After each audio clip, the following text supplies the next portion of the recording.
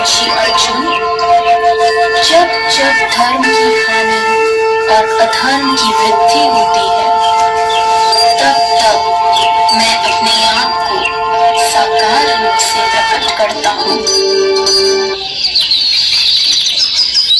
एक समय की बात है, मथुरा राज्य में उग्रसेन नाम का एक राजा था।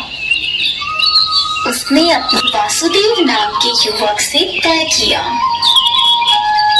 देवकी का भाई कंस, जो कि बहुत ही क्रूर, दुष्ट और निर्दयी था, देवकी से अत्यंत प्रेम करता था। इसीलिए विवाह संपन्न होने के बाद कंस स्वयं उसको छोड़ने ससुराल गए।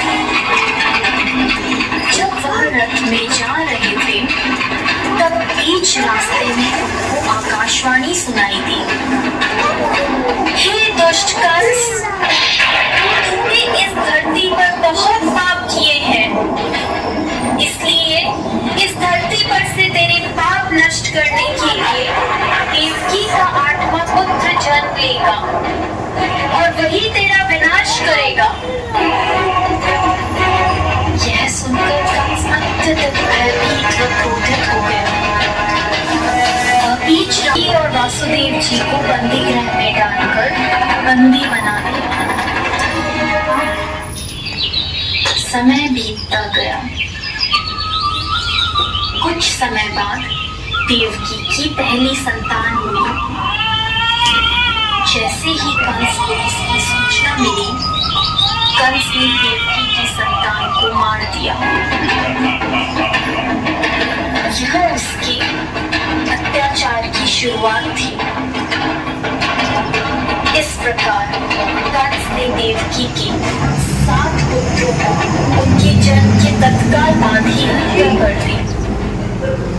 इससे वासुदेव और देवकी अत्यधिक दुखी थे।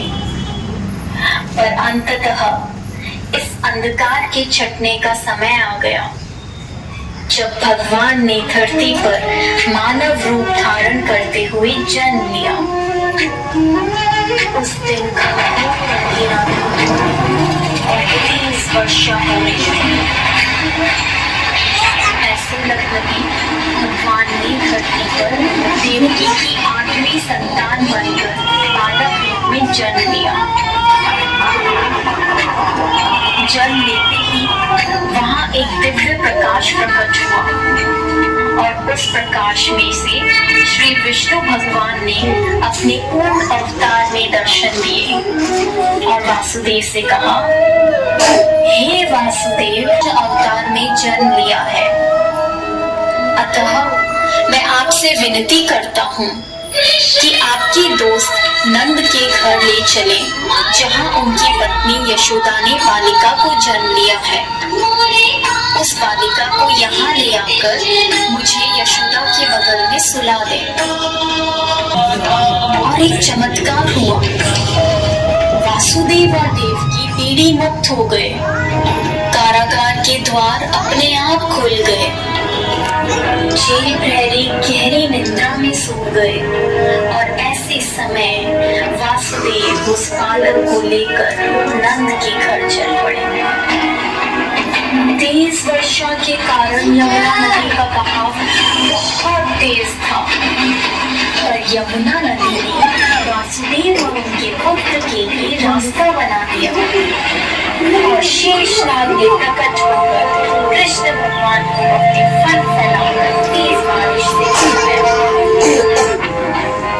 आखिरकार वे नंद के गांव पहुंचे और कृष्ण को यशोदा की बगल में लेटाकर उनकी पुत्री को वापस बंदी गृह ले आए।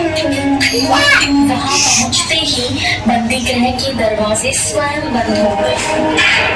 सारे उस व्यक्ति की रोने की आवाज सुनकर जाग गए। कंस को सूचित किया। जब कंस को सूचना मिली कि वासुदेव जी की 8वीं संतान पुत्री हुई है, तो कंस उस पुत्री को मारने लगा। अचानक उसमें से एक दिव्य ज्योति के साथ नाश करने के लिए देवकी के 8वें पुत्र ने इस धरती पर जन्म ले लिया है और वही तेरा कहकर वह दिव्य शक्ति लुप्त हो गई। जब कृष्ण भगवान बड़े हुए तब उन्होंने कंस का वध किया और इस प्रकार कृष्ण भगवान ने धरती पर अत्याचार व बुराई का अंत किया। इसीलिए हमेशा प्रत्येक भाद्रपद की कृष्ण पक्ष की अष्टमी को जन्माष्टमी के रूप में श्री कृष्ण का जन्म दिवस मनाते हैं। जय श्री कृष्ण।